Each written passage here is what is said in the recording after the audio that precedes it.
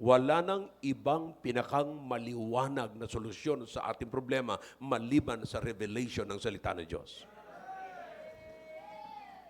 Wala na po. Kapag ka sinabi ng salita ng Diyos, yan na yan. Huwag niyong i-weaponize ang salita ng Diyos.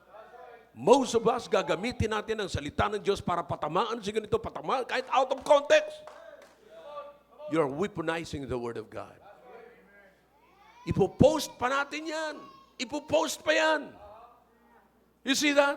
Na hindi naman yun ang ibig sabihin.